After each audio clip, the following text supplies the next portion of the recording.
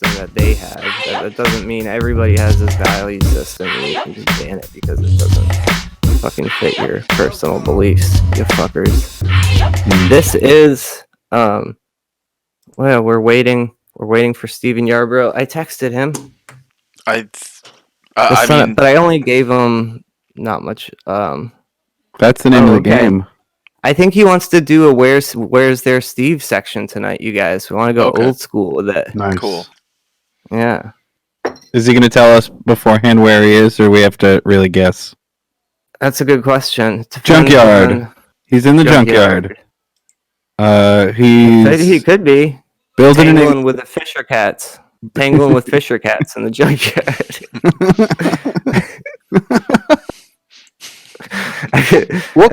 What kind of car would he live in? Like a nice spacious crashed ambulance, or if his budget is smaller, it would be like a slightly dented up Mazda? I'd say for Steve, I'd say a slightly dented up Mazda, just because when you said that, the image of Steve came to mind. Just kidding, he's a beautiful man. Undiscovered gem of Western Massachusetts arts and culture.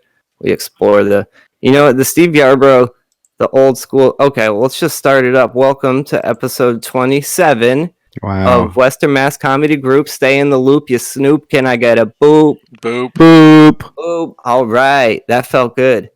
This is 27, you guys. This is episode 27. I was thinking, the number 27, I'm going to go into it. I think we should sue.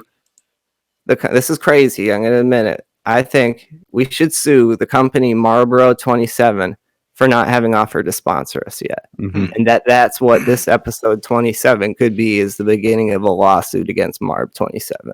Should be. Right? Yeah, absolutely. I think we got them right in their bronze cigarette packed faces, you know? Mm-hmm. Is that what they call themselves? Marb 27? Is it bronze? I'm imagining it's a separate company from Marlboro. Yeah, it's like copper colored, right? It's copper colored, yeah. Copper sort of orange. Yeah, they were. I don't know about you, but the number 27, it means a lot, because in high school, I'm trying to quit smoking cigarettes, but Marb 27s were like my clique's cigarettes. Like, if you hung out with Herbal Mafia, I'm going to be a dork and name what I thought was a cool high school clique. If you hung out with the Herb Moth, year 2003, going back to years 2001 and 2002 in Northampton High School with my bros, it was a Marb 27. So that's what the number 27 means to me. I got a shout out to my Northampton or my Turners Falls High School crew, Team Reefer. Nice. Yeah. Woo. That was the name. Woo, we didn't smoke a lot. We didn't smoke cigarettes though. You weren't cool else. Like me and my friends were. Yeah. No, we were cardboard cutout cool, went right for the cigarettes like rats in a cage towards cheese. We saved our money for the psychedelics. Oh yeah.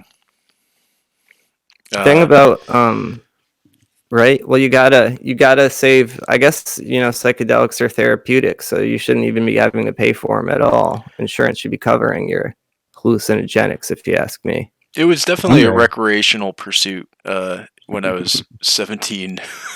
I was gonna say there's no medicinal psychedelics in high school. Yeah, you're just goofing. It's scary. Well, no, I mean, they could get it going younger. What I'm pitching slyly is they could get this whole hallucinogenics being therapeutic market to a younger population, maybe, because they're saying DMT can be therapeutic, MDMA can be therapeutic. Right. I was depressed when I was in 5th grade. Maybe in 5th grade, if I had gotten on the MDMA a little sooner, I wouldn't have gotten addicted to it, because I would have been normalized. Some ketamine. Yeah. How come they didn't ketamine me up when I was 10? I'd be fine now. They got that ketamine treatment that is for depression. They say microdosing drugs is for depression and anxiety, and microdosing is just when you do just a little bit of drugs. Sure. Microdosers are just extra addicts, if you ask me, because my favorite part of being an addict, one of them was measuring shit. So they're not just getting high, they're getting addicted to the measurement of getting high. You can microdose for too long, though. Just because it's a microdose doesn't mean it's like therapeutic to actually, I guess in LA they do a lot of that, though. They take like a tenth of a hit of acid and then they go and design their fucking crypto codes for 10 hours straight, just blinking and sucking back Monster energy drinks. That's why the CEO of Reddit looks like Two-Face recasted for a teen drama. Yeah, he does. Listen, the son of a gun. You guys want to do? Oh, wow! I just sounded like an old hag.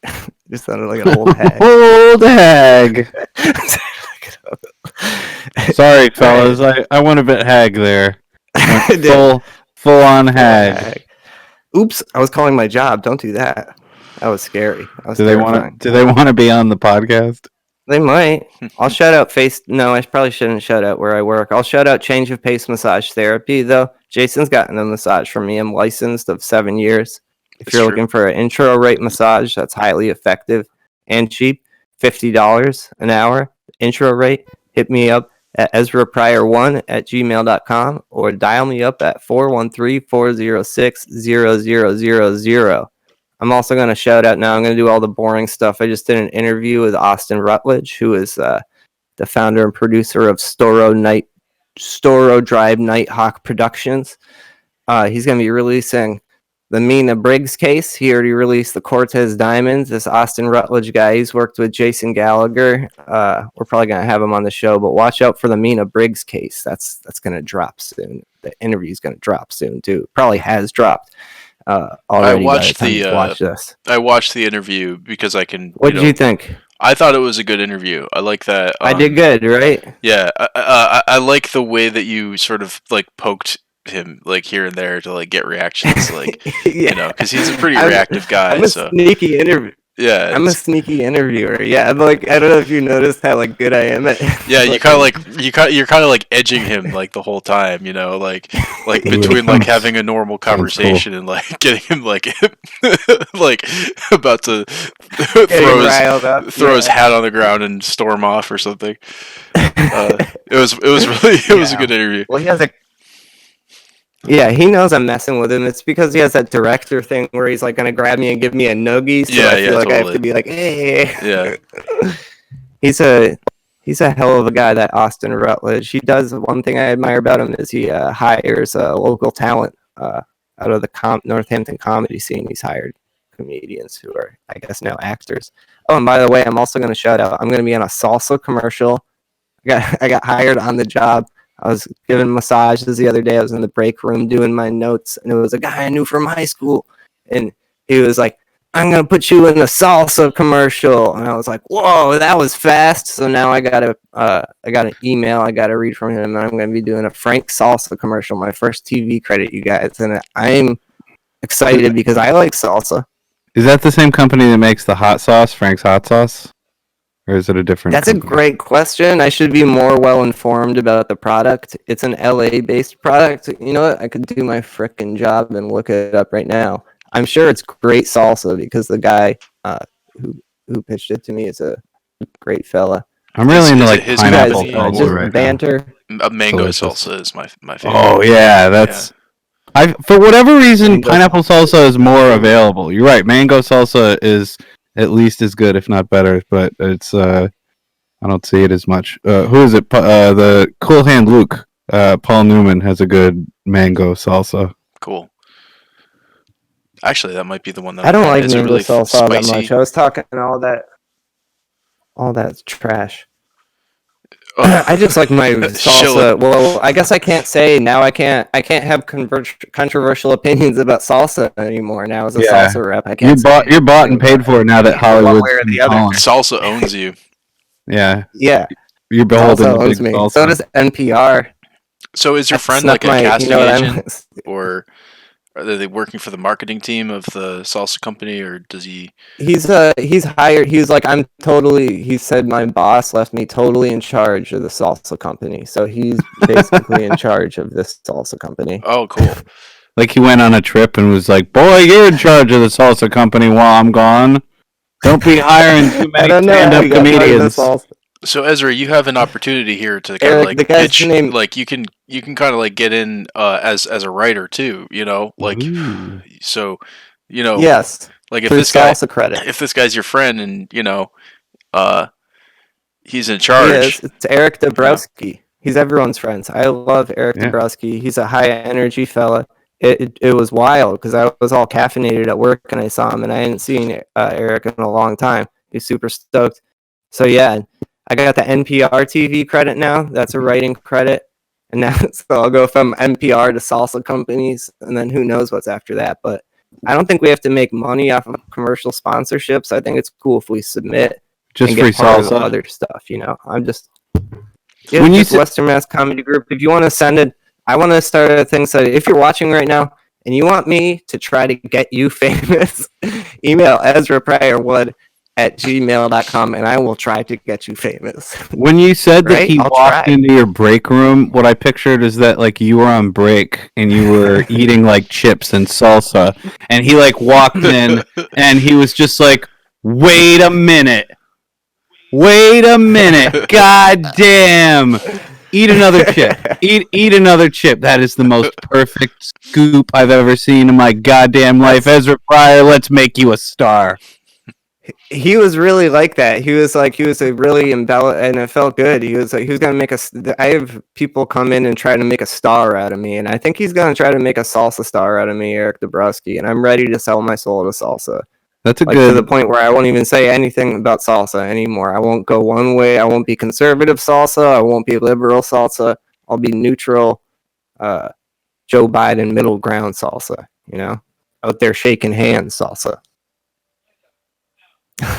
Well, The congratulations. non-controversial salsa company. Is it Frank thank you. salsa or Uncle Frank salsa? Because there's both. Does it say if it's based in LA or not? Because I think it's an LA salsa company. Okay, let me. I'm the worst. No. Let's see. Uncle Frank salsa was featured on Good Day LA. So maybe that. That might. You know what? I feel like I'm messing up my Dude, TV credit by talking. Wouldn't it be cool if you were being Doesn't matter. hired to play Uncle Frank? You were like, dude, you're gonna be our new Uncle Frank. You're gonna have to live I as could be. Uncle. You're gonna be like Fred the Baker from Dunkin' Donuts. You're gonna like from now on, your identity is Uncle Frank, and you're gonna do personal appearances, and you're gonna do commercials. You're gonna they're gonna hire you for do that. children's birthday parties, How do like you in go Uncle Ghostbuster Frank? 2, and you gotta do like Uncle Frank. the salsa dance. Hey kids, it's your Uncle Frank who loves salsa. he like took one look at you and he was like, "Now that's an uncle." That's an Uncle Frank. Yeah. If ever I don't there know, was, 'cause I if was ever like- the I word text- avuncular was made for Yeah. someone. Yeah. Well, I felt scouted out, except I was at work. It felt good. I'm the grateful. What was he doing The there? salsa company commercial. Huh? Was he- I have a good question. He was with his girlfriend, I think. It all happened in a rush. I was like, it takes me a second to register someone from my past, so I just like smile and go like this.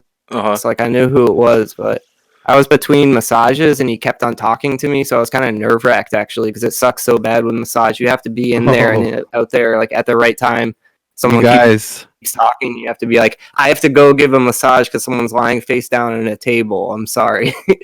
Uncle Frank has a mango salsa. Oh, Uncle Frank wouldn't do that. Yeah. You're gonna have to see if you can get some free mango salsa samples. for this gig. That would be dope. They got a habanero too. Okay. Oh yes. Future. That's it, you guys. We're gonna get. I think we got our first sponsor. Actually, if I'm on it, we can be associated with Frank's or Uncle Frank salsa. It's really on brand for us. Salsa. But...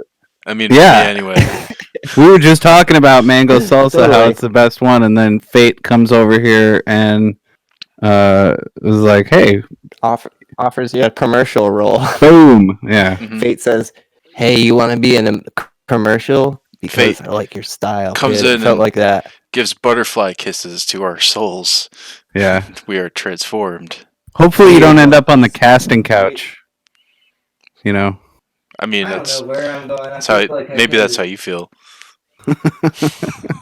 I like being denigrated. Like I said before. Make sure nobody's got salsa on their fingers. That's all I'm telling you. Not the habanero stuff, anyway. No salsa. You guys, I'm gonna write all this down and I'm gonna bring it so that when I have our salsa commercial sponsorship deal, I can raise all those pertinent concerns you guys just voiced. Thank you. Nice. I'm gonna show up at the meeting deal with Frank, decisive, and with our opinions about how salsa. We should try to pitch in like how salsa should be portrayed in the world. Yeah, like I think salsa is not being marketed enough towards the elderly population. You know, the elderly population, all you do is see them sitting around lying out to dry. You never see an old person in a salsa commercial, do you? How come? And hire old people. Yeah. I could have my own Uncle Frank play me as Uncle Frank eventually. If I get successful enough at the Uncle Frank character, eventually I can hire... like Santa Claus? Like Santa Claus to be like, well... You know, Uncle Frank doesn't have time to visit all the places that they want Uncle Frank to be, so he has helpers, and they report to him. They're like his Ezra elves, and it would just be a bunch of guys. They would just be my nieces and nephews. Yeah, a bunch of guys that looked like you. My nephews to work, and then you're in charge of them. You can make your family do shit, but eventually, you can make your family do shit if you act sad enough. So that's what I would do. But eventually, you start directing pornography starring the lookalikes, of course, that are all also dressed as Uncle Frank, and you're like, let's get some Frank on Frank action.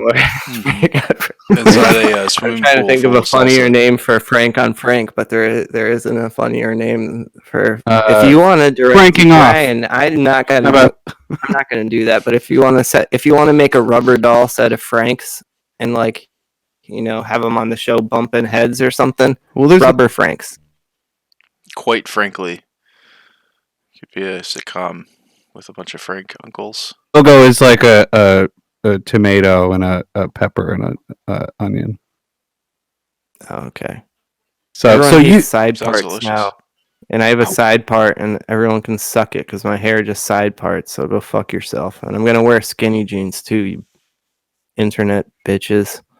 Yeah, that'll show them. Sorry.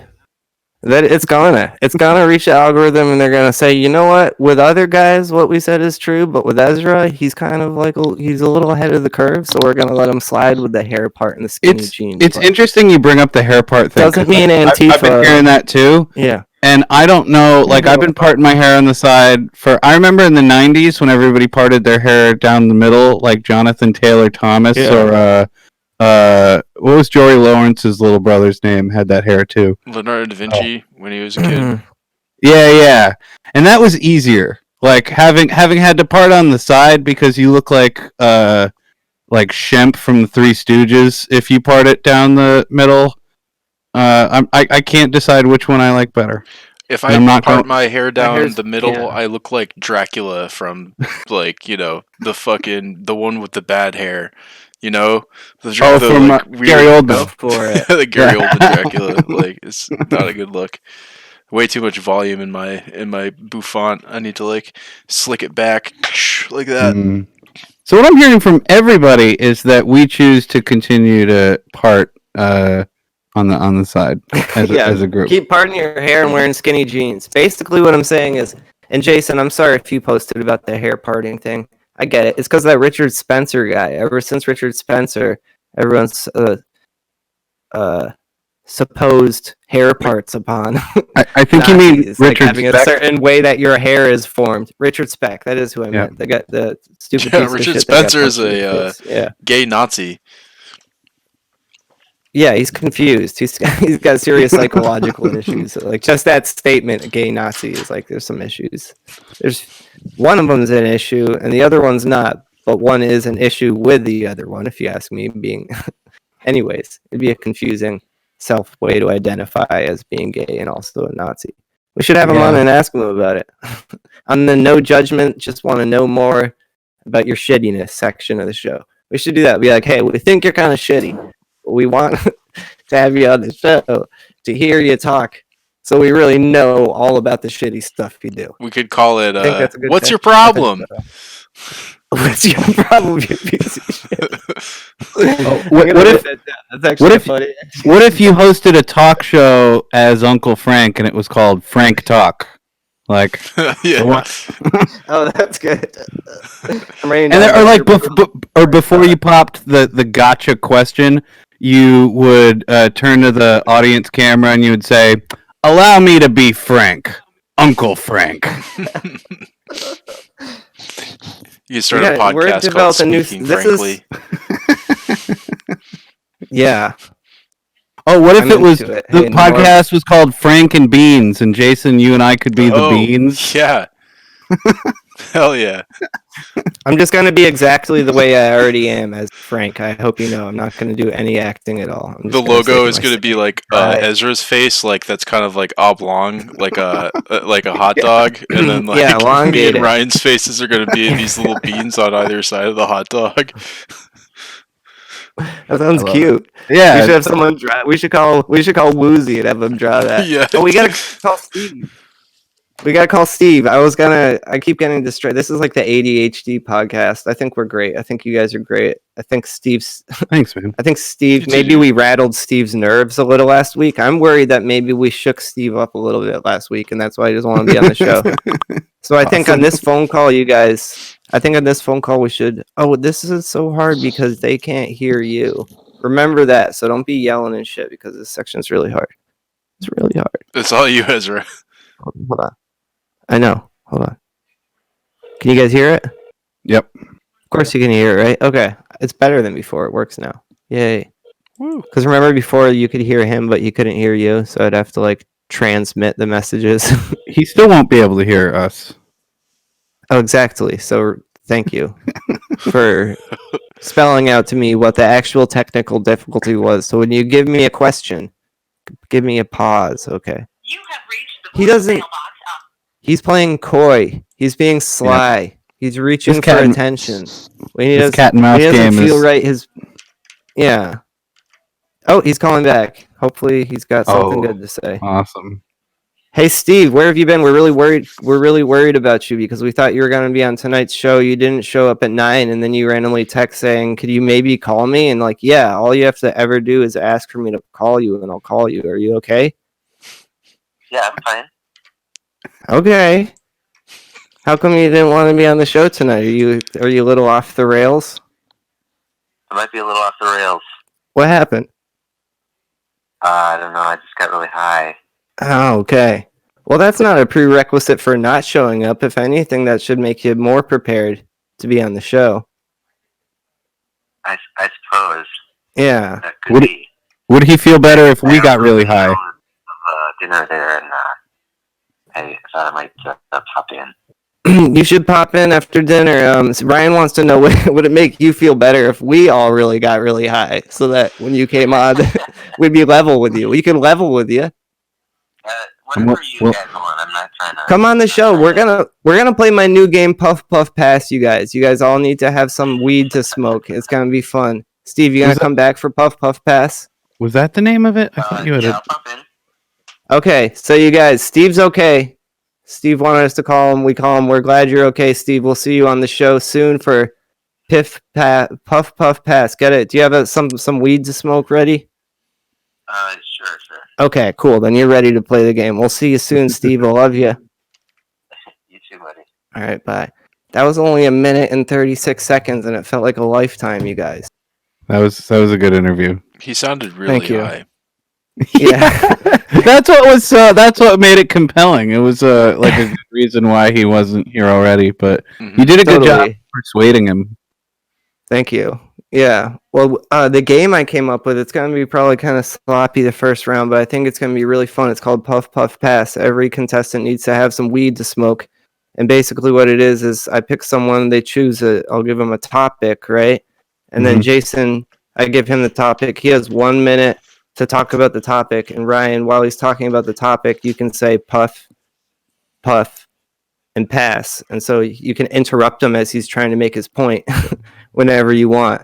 So the point of the game is you get to fuck with your friend while he's trying to make a point by making him get high at the same time.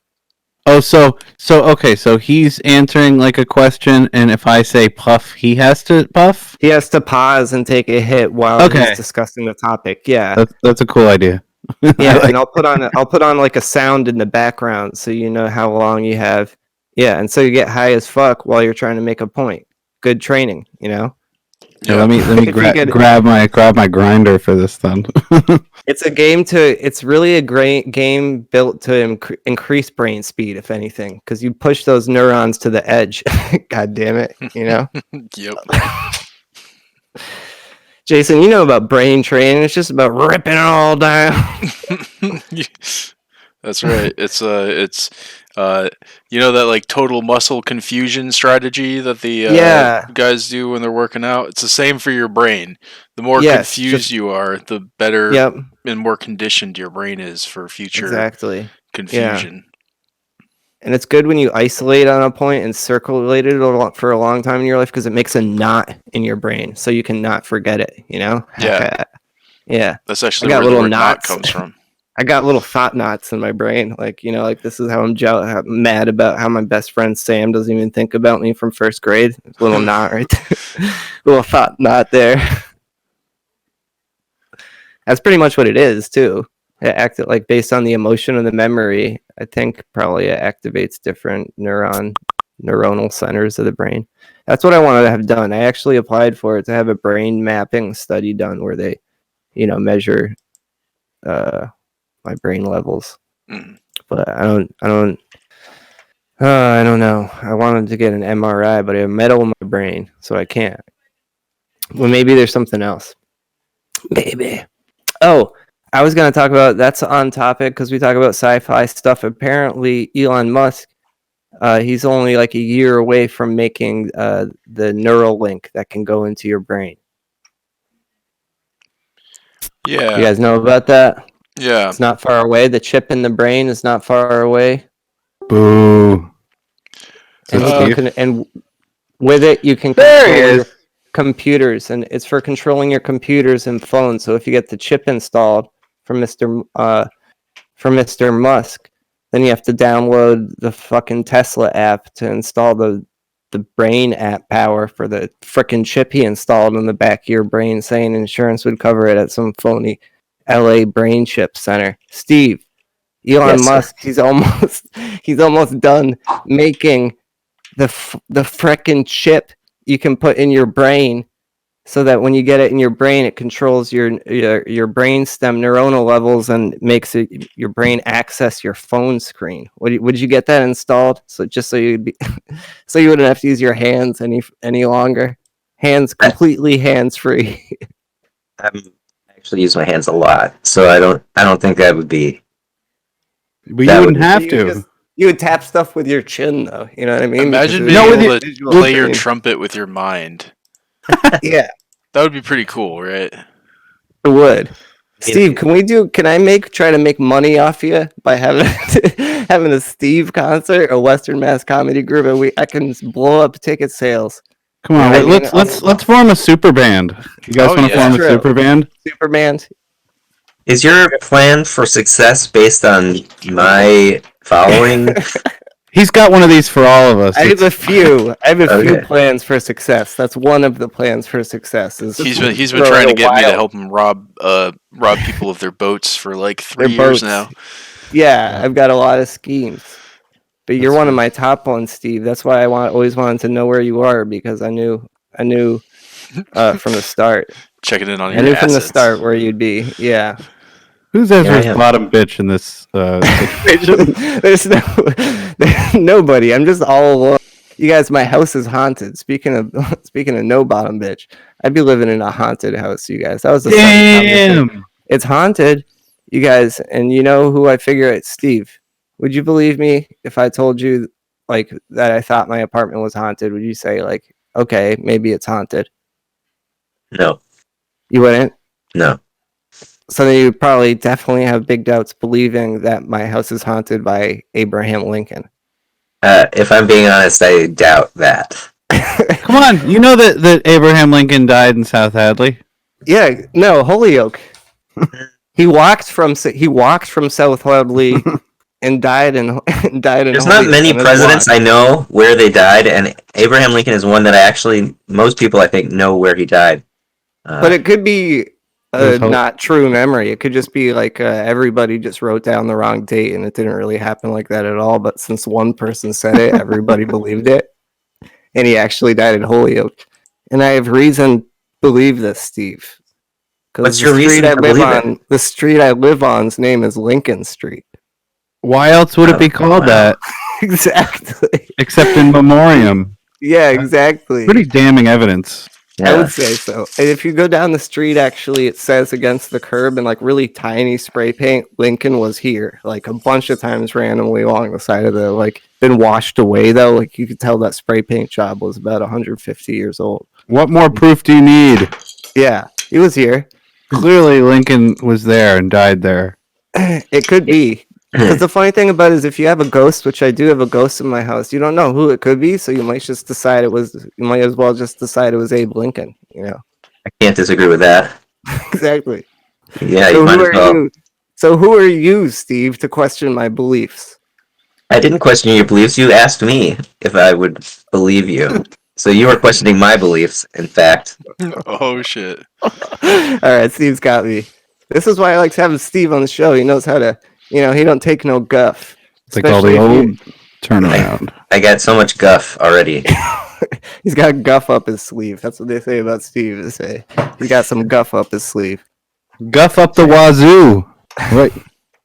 This guy's got guff up the wazoo. Tell him to clean it out. If you owe him money, his guff amplifies like through the roof. Like if you've seen Steve Nice, like yeah, we've you all don't fuck seen with Steve's Steve money. Nice. You don't fuck with Steve's money. We've all seen the nice Steve, but you haven't seen the angry Steve. Watch out. Yeah, well, don't try to give me any guff. That's my advice. Yeah. Steve Nice sounds like a white rap name. Not like a white the race rap name, but like what culturally white. It'd be like, I'm Steve Nice because my rhymes are so nice. That's not you. That's not you specifically, Steve. That's just somebody named Steve Nice. Yeah. Steve, we came up with a character named Uncle Frank. We're gonna mark it. I'm gonna be Uncle Frank. We didn't come up with Uncle Frank. I think he was a person. Well, we're gonna make a big show. Mind fuck for Frank. Yeah, I don't remember exactly, but Uncle Frank's gonna be touring around the country doing stuff about his family. I think Uncle Frank talks about his nephews and nieces. Family comedy. I just pictured it. It's like the Nutty Professor, where it's Uncle Frank and all of the relatives, but Ezra's playing everyone, and he's like, "Look, it's little nephew Jerry," and you're like, "I'm a stinker." I don't know why I would be playing. That's so lonely. Just me playing. That's so accurately. Well, there could be other. It's like I'm gonna write a thing for myself. I'm gonna put people in it for myself. I'm gonna show it to people for myself. Oh my god. What about if there's a niece named Jezebel and she's like, I love boars? You know what? We could have a boars section then. We could talk about boars instead of... No, we're going to keep talking about snakes. And I want to pitch this moment, get out the vote about snakes. You need to get on the Western Mass Comedy Group Twitter page already and cast your vote. It's not like the vote's going to be up. I don't know how long we're even going to have the vote up for. I could take it down any minute, and then you wouldn't have voted in the Are Snakes Tight or Not ballot, which I don't even think Ryan or Jason or Steve have even voted. I voted twice on it for Snakes Are Tight. I keep trying to. It's hard. I'm going to try to do it again right now. I feel like I looked at it and the voting was closed. Yeah. Did the voting... I keep on having to reopen it because nobody... It's the saddest voting booth of all time. Just nobody comes in. Zero ballot. Like one ballot was cast and it was by the creator. Who? Me. But that's because I'm a snake addict, Snakeaholic. What's your Twitter handle? Western Mass Comedy Group.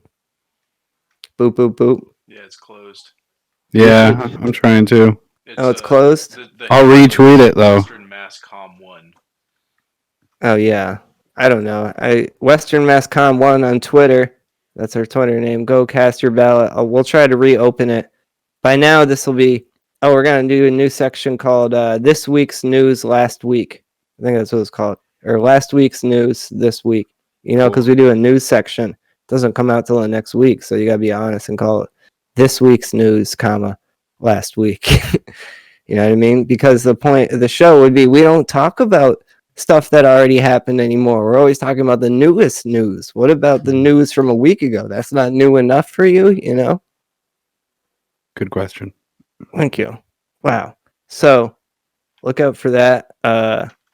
We got Steve on the. Oh, Steve, I was sharing a glowing moment because I just want to, like, the reason I have Steve on the show is because I want to have him do a saxophone concert. That would be pretty cool. Charge $5 a head. Get 20 people to show up to the virtual event. Have you play saxophone?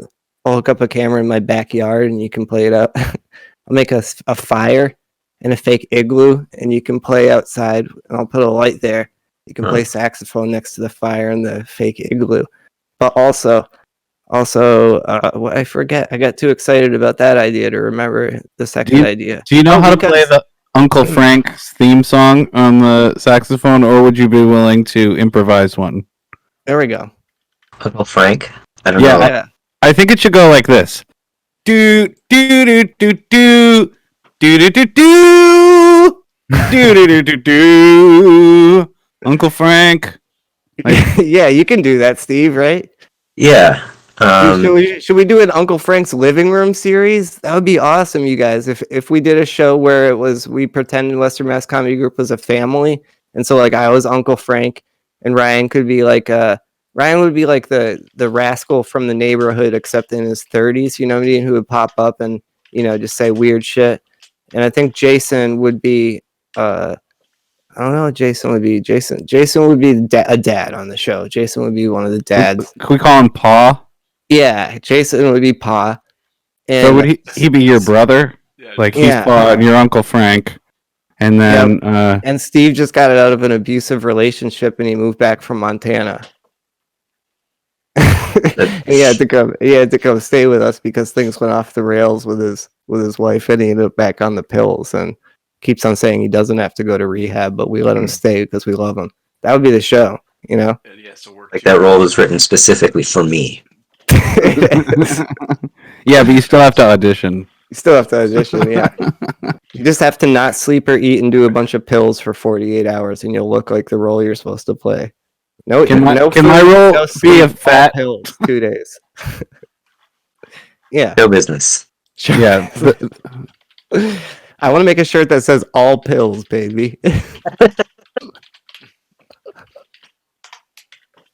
$1 million seller. Ryan, would you wear a shirt that said all pills, baby? It's such a confusing sentiment. It really is. But I can relate to it though. I loved pills. People wouldn't believe it, but I used to do pills. I don't do pills anymore other than the pills the doctor gives me because they get you hooked, Ugh, they're the worst. Ryan, if you send me that song that you sang, if you send me a recording of that, I'll make it into a song. Okay, Steve, cool. can you get your saxophone now? Didn't it block out your music last time like it was the devil?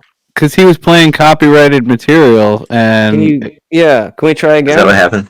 Yeah. My saxophone is in the next room. I don't know if I can get it. Your legs don't work anymore. Make a note to capture a clip from minute 40, I think. I'm judging. It's probably about 3 minutes ago. Write down Steve took too much ketamine and his legs won't work. How do you know what's too much ketamine for him, man? Don't. Well, when his legs don't work, when I ask him to get his saxophone and his legs don't work, he won't tell a joke. Steve, they'll come back. You always lose sometimes he loses sensation in his legs for like 12 hours straight. Yeah, it's tough. It's really put a damper on my saxophone playing on a podcast career. Yeah. Well, you also used to do a lot of tap dancing, and quite frankly, true. it's not really Irish tap dancing. It's not even dancing anymore. It's just sort of shuffling. Yeah, it's pretty true. funny. Pretty funny. Well, now we need a dance sequence. I think the next move for this podcast is to rent out a single dance room, with a shiny wood floor and a mirror on both sides. And, Uncle Frank after dark. Uncle Frank's tryouts. Uncle Frank's tryouts. Uncle Frank's casting couch. I don't sleep with anybody. We all just get along real well. You know what I mean? That's what I'll tell people. Nobody sleeps with each other. We just get along real well. Uncle. You just make people try your stew and salsa. You'd be like, hey, you want some stew and salsa? These are all great character details about Uncle Frank. He's getting more lovable by the moment. He's definitely got hair growing out of his ears. Yeah. Can we stop talking about him? Because I feel like I'm turning into Uncle Frank the more we talk about it. Yeah. I'm feeling like the Santa Claus where you keep trying to not be Uncle Frank and like the hair keeps growing back out here. Yeah. You just keep on getting Uncle Frankier as you go along. You guys want to do a snake fact? Yeah. Snake fact. Snake fact. Snake got the screen ready. Got the photo. This is the nature show. Putin on the Ritz. Putin, check it out. Nature show coming to you soon. Coming to you now. You like that photo, Steve? It's got a coffee spill on it too. There's a little water damage going on. I do. Yeah, I really like that photo. Sassy, right? I mean, Putin is a strutter. Totally. Would you walk into a party with him like that, like in strut with him? I could see that would be so dope. He's got like in lockstep, yeah. In lockstep with him. He's got like muscle tip as fuck, yeah. And like he's got old man push-up like a strong like a ring around his like middle, but like a muscle. Well, it looks like he has the third rib between his pecs. It's like he has the silhouette of a fat guy, but it looks hard. That's why old people getting in shape is pointless. You still look kind of old. I hate to. Sorry. Like his skin is all waxy. You're ripped, but your skin looks like a brown paper bag that got left out in the rain last night. Ouch. Oh, okay. So that was some shit talk right there. On episode 27 episode 27. We won Steve back. Oh, I was gonna share a delicate moment. Steve asked to be on this show. I was telling Ryan before, and I was like, you wouldn't believe it. But after one of the episodes, Steve said, "So can I be on the show?" And it warmed my heart because that moment, you might not remember it, Steve. You might not have asked him in exact words. But do you remember that happening? I mean, I want to be on the show. Yeah. All right, there we go. That's all we needed to know. You heard it. Bound in blood. Steve wants to be on the show. Yeah. Now and forever. Steve doesn't mind being followed around and tracked. That's why we have Steve on the show. If you're looking for someone to follow around and track, Steve's a good guy. We're gonna install a radar. What if I put a bug on some of your stuff, Steve, and you didn't have to be part of the show anymore? We could just do "Where's Steve" and put up a screen and show your location. Well, I mean, I probably would find out. You'd tune in and see that. Probably, yeah. Yeah. You probably wouldn't, though, because you wouldn't watch this unless you were on it. Unless that's why you wanted to be on the show. Had you watched all the episodes and been like, man, they really stay in the loop. I got to be on this show. Super fan. Fan. He started off as a super fan, and now he's one of us. He's one of us now. Yeah. I remember back at Bishop's Lounge when I saw you guys on stage. I thought, wow, I just can't even imagine being on a podcast with those guys. Yeah, I know, right? I got a whole drawing made for this. This is like no, it teaches me how what I was gonna see. I can't talk. That's why I want to do this podcast, is so I can remember how to talk to people. Because in this isolation COVID era, only people I talk to are at work. Or sometimes I'll drag out a conversation with a cashier for 6 or 7 minutes. You guys ever do that? Not really. I've seen it happen. I don't like to do that. Talk about that. No, not if anyone's behind me. I don't do it if anyone's behind me, but if it's, if I like Steve's subtle implication that Ezra is a complete asshole. Yeah, no, Steve, I wouldn't hold up the line. I would wait. If anything, I would finish my cigarette outside, politely wait for everyone to finish their orders, and then go back to talk to the poor cashier. Hey man, remember me? I just bought this gum. Hey, no, I wouldn't get have some more of that gum. You guys got it all wrong. I wouldn't have bought anything yet. What have you been up to? Anything yet. I would have looked through the window and not gone in. Yeah. I would have looked through the window and not gone in. I would have finished my cigarette and not even gone in yet. I saw other people in there, and I knew what I actually needed was a conversation, not a packet of M&Ms. But without the packet of M&Ms, I have nothing to talk about. So I end up buying the packet of M&Ms. And I don't know if you guys have ever tried to make a conversation about M&Ms last for 6 minutes, but I pulled it off last Tuesday. Oh. Yeah. That's been very therapeutic. Yeah. I divided the calorie count by the amount of M&Ms in the bag to come to a sum total of each M&M being 30 calories. Wow. Yeah. I pulled out my calculator and everything. Cool. And then you told the cashier that all about it. That would be a cool. Hold on. That would be a cool idea for a hidden camera show where it's like small talk, where you have to keep inane conversations with like strangers, like as long as possible. Yeah. Yeah, just like give you a topic. Totally. Oh, that's like that prank show. There's a prank where like you have to do or act like in some weird way while trying to like engage people and keep them like in the conversation for as long as possible. There was that show. I hated those guys that did it for a while. What was that show? Those with the four guys. Yeah, I actually those guys are idiots. I actually like that show. They were idiots. Is that Impractical Jokers? I think Impractical Jokers. Yeah, that's what we're talking about. We could do that. Who would we send in? We'd have to buy those glasses that have a camera installed on them. Yeah. I got those. The person would be. Yeah, I know. So Ryan, we can do that. But okay, tell me if what would the bit be called? A long, unnecessary on today's a long and totally unnecessary conversation. Tell me if these would make you suspicious.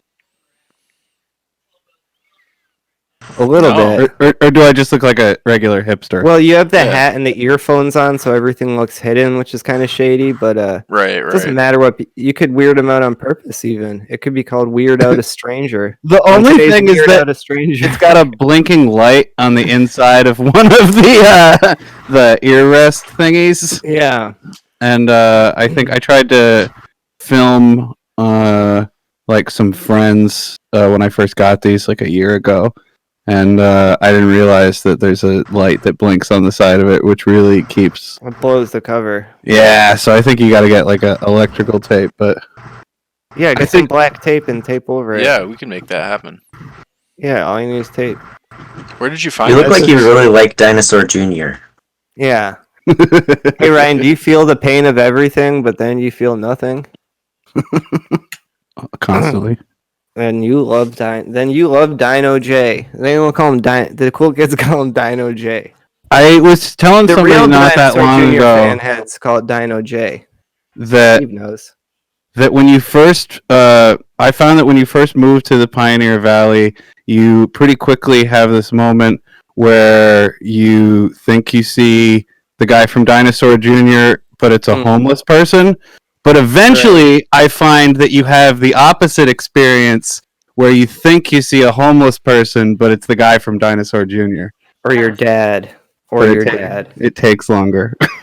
It's the guy from Dinosaur Jr. Or, oh no, it's my dad. He's rails again. There's also the guy from Sebadoh. That guy's a hoot. Oh yeah, that guy's... People always say he's weird. He is weird. Such a weird. He looks like he's trying to play a character in Crime and Punishment. It's so absurd. I'm like, that's not even a character in the book, bro. I think he looks like a sympathetic villain in the Scooby-Doo cartoon. He looks like he's gonna. Every time I've talked to him, I've been like, "Oh, you really do lay it on, don't you?" Yeah, he carries his mother's umbrella. He's like, "Blah blah blah." He talks in that like fucking theatrical. Loud. We're talking trash on the show now. That happens. We can have I had a news story. I had a news story lined up for a silent moment. I thought this was pretty cool. You know what I can't stand, you guys? You know, people can drink. I saw this in the news. People be throwing their nips out and polluting the environment, right? There's a guy in Agawam who is going around picking up, cleaning up nips, you know? He was going out in the neighborhoods, and he got a voice known for cleaning up nips and trying to get people to clean up their nips. But he got hit by a car and he died. His name was Jack Coughlin. He went out on January 20th to go pick up nips in Agawam, to help out the community. He got hit by a car. And so now lawmakers are trying to come up with Jack's bill, in which the nips would get a 5-cent deposit, so people would not throw them out into the wilderness, but hold on to them because they get a little 5-cent penny out of it. What do you guys think of that? I know there are other countries that already do. I'm big supporter of that. That would be a really good idea. It definitely would cause people to not throw them on the ground. Can I be honest, guys? It sounds like they're trying to steal our Vodcoin idea. That's a good point. They might. Well, no, because they're not thinking banana. They said nothing about banana. Nobody thinks about. We got the banana coin. I wish I could say that instinctively I wasn't trying, like in my head, trying to think of a joke about the nip guy getting hit. Yeah, we should honor him totally. I know you're being. No, he seems like a cool guy. I just mean like instinctively, like when you see a kind of like a news story that sticks in your head like that, that's got like some potential. Your first thought is, how could I make that some attention for me? Well, I think it's a good story because I wanted to. How could I make this tragedy funny? And if you want to, I'm not going to bring Jack back for attention. All right, you guys. There's a support fund. If you want to donate to John Jack Coughlin's Family Support Fund, there's now $13,682 donated into it, and they need They have $100,000 goal. So, if you believe in the environment, taking care of it, and you want alcoholics to get their shit together, they could also just, like, the deposit thing's a good idea, but it sucks so bad that they have to do that so that people don't just, like, huck them into the river like it's no big deal. Because that's the opposite version of us, is literally, like, that you wouldn't see all these nips lying around if people weren't pieces of shit. Like, I'm sorry, but it's a shitty... I could see why he'd be motivated to clean all those up, because it bothers me when I see, someone just left nips on the ground. So, but you can't just carry empty nips around with you. Why not? Let's get a link to the fundraiser, and we'll include it in the show description. Does the money go towards lobbying to have the bill happen, or is it towards like a different... believe so. Okay. I think it's to lobby for the bill to happen. Cool. I don't know why they need $100,000 for it, but I'm pro this guy. I think it's a good story, right, you guys? I thought it was a good pick. Yeah, relevant. I heard somebody bring this up, maybe a year or so ago, and I was like, it's ridiculous that we're not already doing that everywhere. It's a great idea. Big support. Definitely. Rest in peace, Jack Coughlin. Rest in peace, Jack Coughlin. Rest in peace. It sucks that sucks that you got hit by a car and died doing good work, but hopefully that bill gets passed and we can have a more eco-friendly world. And alcoholics with a few more nickels in their pockets. Mm-hmm. And they can transform them into B vodka coins. Yeah. Only a B vodka coin, you can get 2 B vodka coins for 1 nickel. So we should put our machine right next to the deposit center machine. They get their change from the quarters, from depositing it. They get the quarters, and then there's a B vodka coin, because they're installing Litecoin and Bitcoin machines all over the world. So we should get banana vodka coin, but market it right into the deposit section. So you do get it free nip for every free coin for every nip you bring back.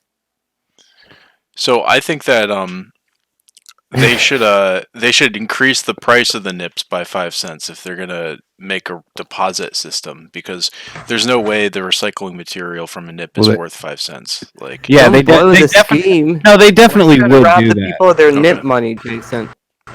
I'm just saying, give them all 5 cents. I don't care. Spoil them. Give them and the whole. Then maybe put that money that, like, if it's a tax, technically, then whatever money goes into it can, like, go into recycling or some kind of fund. So, like, the bottles that don't get returned and just get thrown into trash, then, like, that's like an extra 5 cents in the state's pocket that can go towards, like, better programs for eco-friendly solutions. Jason for governor 2026 maybe. I'd vote for you should run, Jason. You'd probably run unopposed. Everyone's so lazy right now. I bet you'd be like, I'm mayor now, and they'd be like, shit, we kind of want to watch Netflix. Go for it. I bet that would happen. Leaving, isn't he? If you're bold enough, the governor. Steve, if you just showed up in town hall and just fucking said like, I'm governor now, get out. It might work. Stay true. Pretty sure that's definitely illegal. Yeah, didn't they try that recently? Yeah. Oh no, but this is different because it's just one guy. That was a whole bunch of idiots. This is one dignified guy named Jason Gallagher. You're saying you wouldn't help? I'd help. I don't know.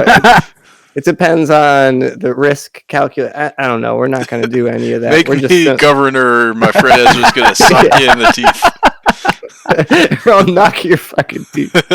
Yeah, have some good lines ready. He'll kick your fucking balls out of your goddamn ears. That's what I'm saying. If your intro line is strong enough, you could really fuck it up from the beginning and get it going. Vote for me, or Ezra will kick the teeth out of your fucking face. Yeah. So then, or just show up and do actual violence. That's what I'm saying. If you show up and say it and do it, you say something like, "I'm gonna kick your ribs into your lungs," and then boom, and then they're like, "Oh fuck, well, he did that. He's got it."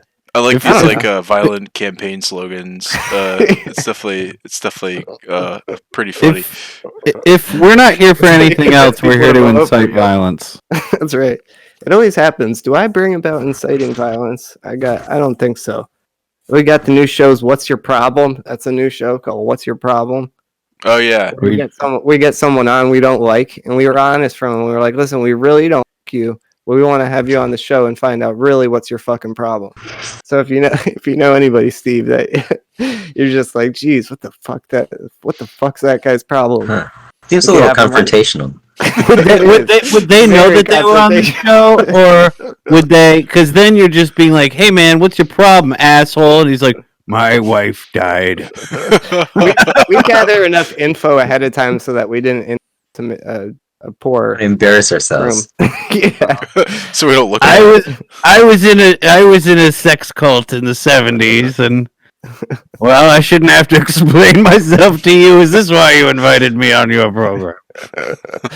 It's as long as you're dignified about it, it's fine. I don't even remember what Snake Facts, I think we're going to do. Oh, yeah. We started up the Nature Facts show about... We got to re-intro it. Okay. The Nature Show. Check that out. Back to the Nature Show. That was all just a commercial break. The longest, weirdest commercial break. We got Snake Fact number 54. I hand wrote it, you guys, so I could feel prepared. Check this out. This one's an action-packed fact. Action-packed fact. Snake Fact 54 in episode 27. Woo, woo. February 20th, baby. Black Snake Fact. Black Snake Fact. Black. The black mamba is the fastest snake and the second longest venomous snake after the king cobra. This snake, it can go 12 miles per hour, and it can be up to 14 feet long, and it's got a venomous bite. And if you get bit by this venom, you're gonna die within 7 to 15 hours. Beautiful. So that's the black mamba snake. It's very it's very long, very fast, very poisonous. So I think they're really trying to. This is the most action-packed villain of a snake. Pretty sweet. It's terrifying. Cute looking. It's cute. Well, it's one of the ones who runs up and flashes its flap open and spits black toxic poison. It's like that. One of those ones. It's got a weird gullet thing in its throat that it opens up, and it's super edgy too. It's wicked easy to piss off these snakes. They're actually very nervous snakes, so like you can get fucked up quick if you even you see one of those. Steve, just keep walking, because they apparently they can jump really fast. Oh man, they have a threat display where they like show you the inside of their mouth, and it's like it's a black and inky. Yeah, it's fucked looking. It's totally fucked. It's all black and inky, and they spit it at you, and it's the poison. And they can be up to 3.5 pounds. And Steve, what I wanted to ask you is if you could for like a month, instead of being you, be 14 feet tall, standing up but only 3.5 pounds, would you do that? Point how many pounds? What a weird You'd be like this snake. You'd be 14 feet tall and 3.5 pounds, standing up straight. Would you do that for a month? Can I bend over? Like a snake, yeah, but you're still standing up. I think there could be some real advantages to that. You think you might stick with it after the month? You might say, like, you know what? It's not bad being only 3.5 pounds because the being 14 feet long thing kind of makes up for it. I would be a little bit afraid of like gusts of wind and power lines. Yeah, your center of mass is very equally distributed. I don't know, because you would probably lose a lot of strength but gain a lot of speed, I think. So you might be the fastest human on Earth if you were 14 feet tall and only 3.5 pounds. You could probably whip around suckers. Am I still like the same proportions? Yeah, just magnified, 14 feet tall and spread out. Why is it so hard for you to understand? It's spread very thin, so you're somehow only 3.5 pounds too. So you'd be like a long. Yeah, I think I would do it. You'd be like a fruit by the foot roll, pretty much. Yeah, I would do that. Nice. Okay. Granted, Steve would go Black Mamba Snake for a month, in exchange for, we don't know yet. We're not sure what Steve's willing to do. We're trying to find that out slowly but surely. When you were describing the snake jumping, I was picturing it like how it would in a cartoon, where the snake coils itself into a spring and then bounces. Right? It probably does do that. It has a very good intimidating threat display.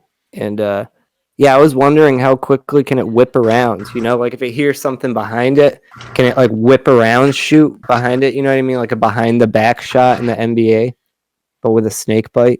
That'd be sick. That's like he would turn around and then leap behind. That'd be badass. Or do you mean like spit like both? He would leap and spit at the same time, so it'd be like a Bruce Lee fucking dragon kick.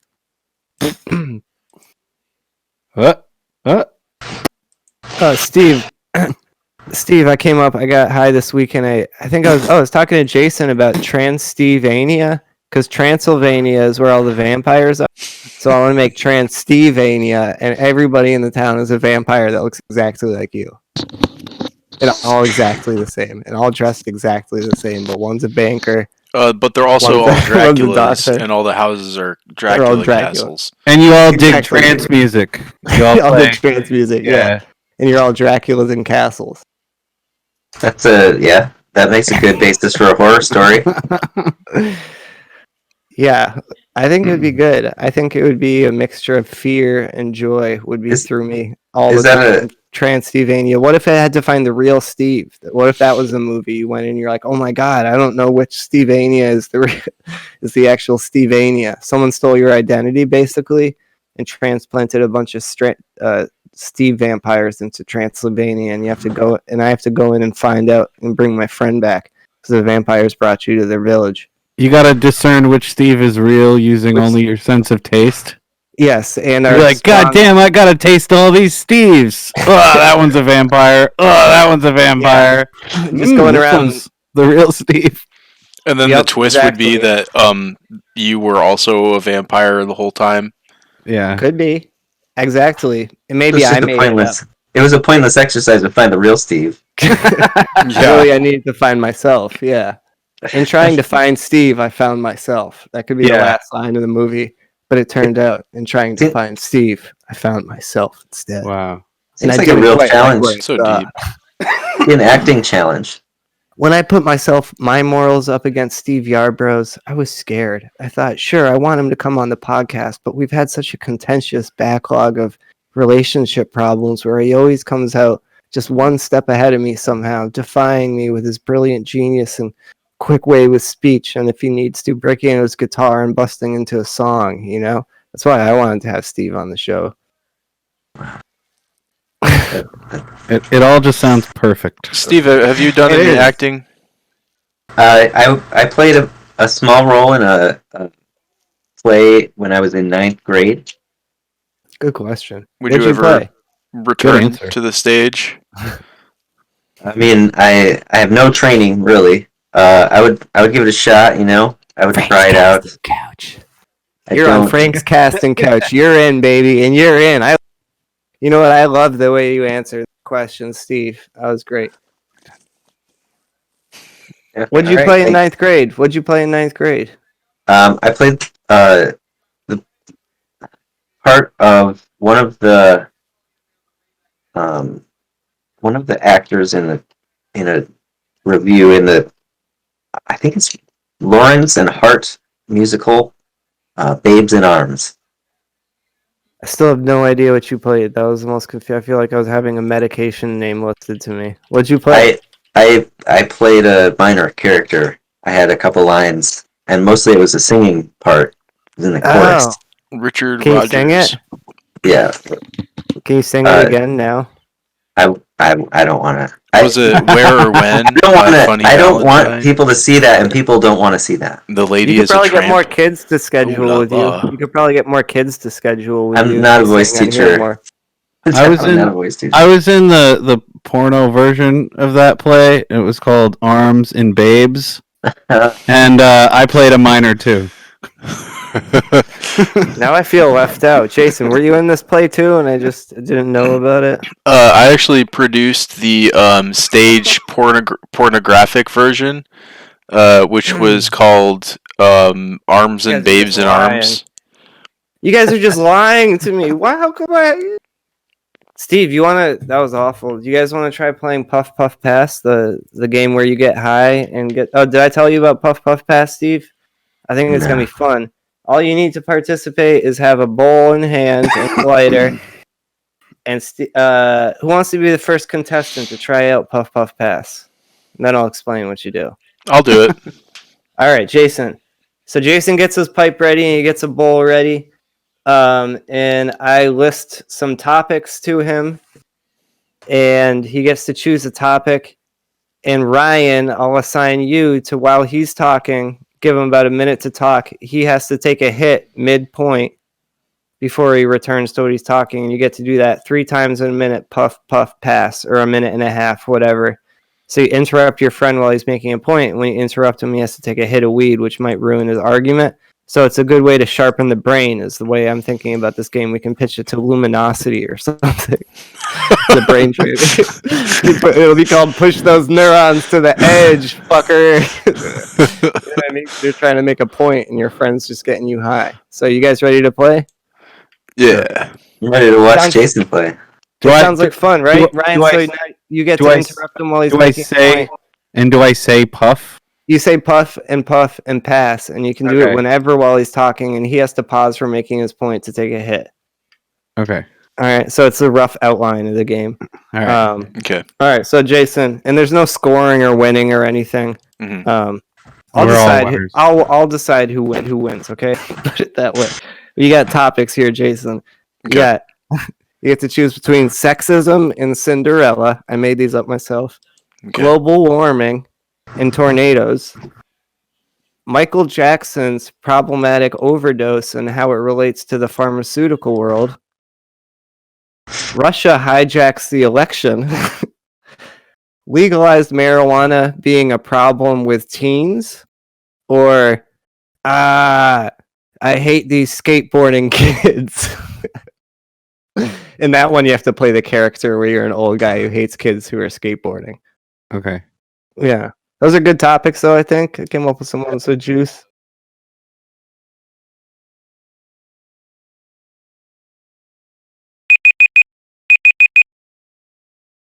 All right. Well, say pass again. You got to make him smoke again. Pass. Pass. Now you got to take another hit, Jason, because he said I was not dealing him out to. You're making him. That should be another question of the show. Can you make someone go longer? I think it probably works better contained within like a minute. I do too. Yeah. All right. So that was the first. How was that, Jason? Did you get really high? You did. Cool. All right. Good.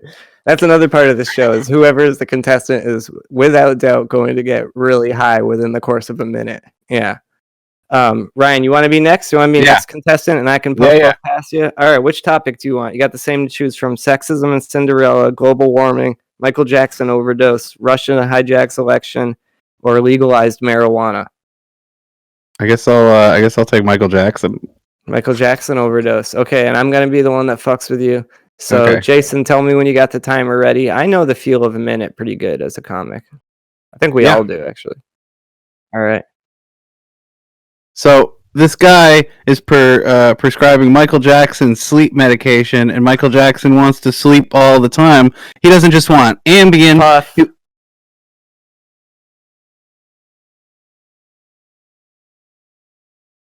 He's trying to do medical grade propofol so that he can't even wake up on time.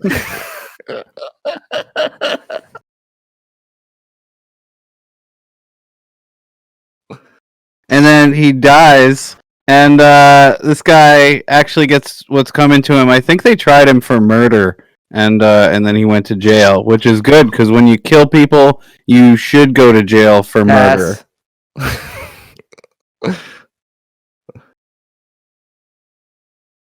That one worked out perfectly. I liked all the points you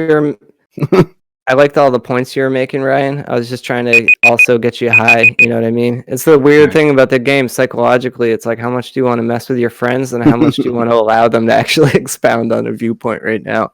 Because I was like, I think Ryan has actual feelings about the Michael Jackson overdose. Did you get good and high, Ryan? Does your brain feel sharper now? Yeah. Sharpens the brain, right? That's how we. It really, it does. It's like ready. Ready, you know? Exactly. Yeah. I'm actually only half joking. This is just doing it backwards, but it is following general neurocircuitry. Jason, we're gonna blast your neurons. I mean, God, my neurons are blasted. What's your name again? Steve Yarbrough. Obviously, you want to be the next contestant, or should I go? Yeah, I'll give it a try. I feel like if you go next, it'll just fall apart. That's not nice. I would do a great job. I'm a TV actor. I'm gonna be in a Frank's. Do you know I'm gonna be in a salsa commercial, Steve? What commercial are you gonna be in? Yep, that's right. Can't talk shit about me now. New York City. That's right. I'm a New York City, LA baby. What are you gonna choose now, salsa Steve? Commercial. You guys remember that salsa commercial? Yeah, the country boy in New York City. Fuck, that's not the salsa company I'm working for. We're not talking about that company. Steve, you got topics to choose from: sexism and Cinderella, global warming. I went and bought marijuana just for this. Okay, you could talk about legalized marijuana then. Okay. And you understand the nature of the game. You got a minute. You begin talking to you with the puff puff pass, and you have to take a hit of weed each time. Yeah. All right, let's go. Begin. All right. So I think marijuana really should be legal for adults 21 and over. There is a complication with as you mentioned, the teens, because they typically have access to it. This game's awesome.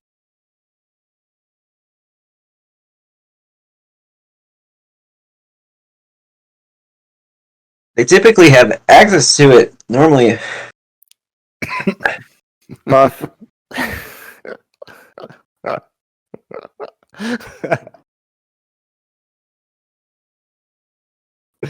Typically have access to it. The teens typically have access to it. You're making a great point. And really, the prefrontal cortex doesn't even fully develop until you're 25 years old. So really, I think they should raise the weed limit to 25 years old. I think that would cut out a lot of the riffraff. Pass. Steve's anti-weed. He says make it illegal again. That's what Steve just said. Steve plays the saxophone. I don't think you can be anti-weed and play the saxophone. It's true. He's obviously not. Steve, did you both get high and start your brain feel like it's shining now and ready for action? Silver sword. Yeah, I could really go for a good jam right now. You're making good points. I think all three of us made some good points. It's my turn now. Now I saved the best for last because now I get to smoke. So you're doing sexism and Cinderella then, or the Russia one is up for grabs too, right? That's true. I gotta think about this. Okay, I'm gonna do Russia hijacks the election. Yeah. Who's saying the things? I'm saying oh yeah, who's gonna interrupt me? Okay, yeah, interrupt me then. All right. I don't think that Russia hijacked the election. I think it would have gone the same way it had gone whether. All right. Oh, I'm gonna ruin it because my lighter doesn't work. Oh, there we go. Ryan, are you cheating by also puffing? I'm doing everybody's puff, yeah. That way I win the game. We didn't need Russia to...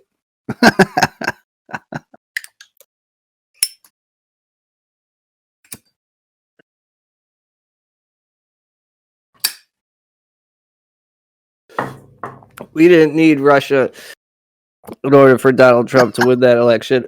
America is just shitty. You can blame it on Russia all you want. You'll always be right. Because the thing about Russia is you never see what it's doing. So the threat is eternal and unknown at the same time.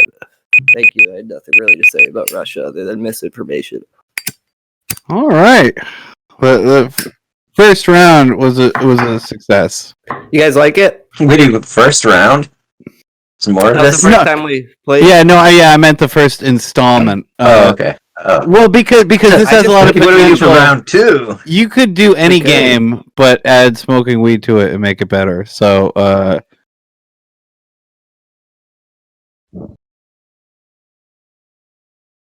Yeah, exactly. Yep. It's like a brain. It's actually built to improve your intelligence. The only problem is it's like geared around getting high too. yeah, no, that's an awesome idea, and I love think it. it's great. Yeah, And We should it's sell it to fun. Luminosity as a joke. Not Dude, actually. you know, I didn't realize until this last minute that oh my god, it's been so long since I've gotten high with a bunch of people. I know. That felt good. I felt like we're It hanging. was it was like a circle. Yeah. It was dope. Yeah. Haha. Yeah. Thank you. I'm gonna gear that game up so we'll figure it out, but I think it's a good start. I don't think anybody else has really come up with that idea for a game where you interrupt the person as they're making a point. When it's fun. Not really. On today's parenting section. On today's candid parenting section. I don't know if Jonen can even hear me. Hello. Oh, hey, Jonen. Welcome to Western Mass Comedy Group. Stay in the loop, you Snoop. Episode 27. You wouldn't believe it, but nobody's watching this right now. Oh no, I can believe that. No, 4 people are watching it. Guess who they are? Us. That's really 4 of cool. us. That's a really cool. Right? Yeah. Just wait until you're a grown man with a job and responsibilities, Jonen. You know. Okay, I'll wait. All right. What have you been up to? How's vacay been? It's been fine. Yeah. What'd you do? Did you do anything fun? I got a new phone because my old one broke. You got apps on it? Yeah, what kind of phone did you get? I got an LG Phoenix 5 because it was only $50. I didn't pay for it, but still. Does it look like a phoenix? Is it shaped like a bird rising out of the ashes? Yes. That's dope. Then I want that phone. It's very hard to use. It's got like wings on. It's got sharp wings. Yeah. It can be used as a weapon. It's classified as one. That's why I hate those names. I'm like, you took an actual badass thing. That's just a phone, though. I hate to tell you that. It's not really actually. Hey, it's a phone, but at a reasonable price, and it does the same thing as an Apple one for like $50 instead of $1,200. It's not a phoenix, though. That's true. I don't use the camera because I don't care. It's not a phoenix. My point was, phoenixes are cool. The phone's not a phoenix. 0 out of 10. Yeah, 0 out of 10. No phoenix points. That's true, but Nothing about that phone reminds me of a bird You can't talk to rising people in a with its Phoenix, own though. willpower alone out of the flames of its own destruction. You can't talk to people in California from a Phoenix, though. I'm gonna get a big gold chain of a phoenix. Then again, A then phoenix again, chain. I'm gonna then get again, why would you phoenix want chain. to? Oh, I'm gonna get a Phoenix chain, you guys. A chain with a big dissed all those Phoenix people on it. from just dissed all those people from California. Because Phoenixes are dope. Phoenixes are dope. They rise from the fucking death of their own destruction through their own willpower alone. Hence the wings coming off of the ground. They're picking themselves up out of the mud, so to speak. I don't know, Jonen. I didn't. You're a. You guys. This is a section of the show I was gonna come up with because you know how shows have surprise guests. Like, oh, it's a surprise guest. Instead, we have surprised guests who are like, I'm on the show. I'm here now. On today's surprised guests, we have Jonen and Arnold. Boy, Hi. is he surprised to be on the show. I asked to be on here. You're supposed to go with the bit and say, Oh, what? Wow. I know. I wouldn't think you'd be on the episode either, but here you are, Jonen. You believe in ghosts? That depends on what. But are you asking for a serious answer or not? Well, do you? If you believe in ghosts, wouldn't you say it's as fair to say as anything that the ghost that you're experiencing is the ghost of Abraham Lincoln? Like it could be. Why would the ghost of Abraham Lincoln want to talk to me? No, it would want to talk to me because I think my apartment is haunted by the ghost of Abraham Lincoln. Why would this out Why would the today. ghost of Abraham Lincoln haunt your apartment of all places? I feel like he would have. Because I live more on Lincoln Avenue. Because I live on Lincoln Avenue. Do you have any idea how many Lincoln Avenues there are, Ezra? But this is Lincoln Avenue. It doesn't have to say one because it is the first. The second one says one. The original Lincoln Avenue in Holyoke. He died walking from South Hadley. He had just gotten in a fight with his schizophrenic wife, who he was always having to take care of on the side, and we went for a long walk in the winter time from South Hadley to Holyoke, and he actually dropped dead in the snow. When you said schizophrenic wife, I thought you meant that he was schizophrenic and his wife was a hallucination. Maybe. Who knows? That probably is the truth. What with the way they've probably been slinging these pharmaceuticals, even at the old timers, you know? Yeah, those.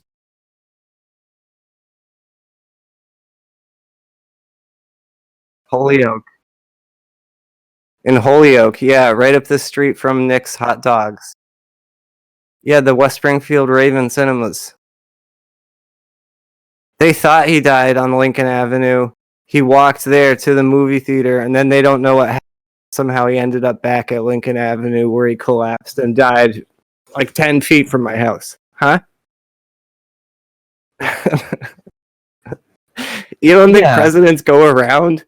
Yeah, but why? Yeah, they go around. Holyoke but they go around to they go around to important places, not Holyoke. Yes, Holyoke was a big district of shipping goods. Holyoke was an active, very active Puerto Rican and Irish trade center that died out, but it was huge.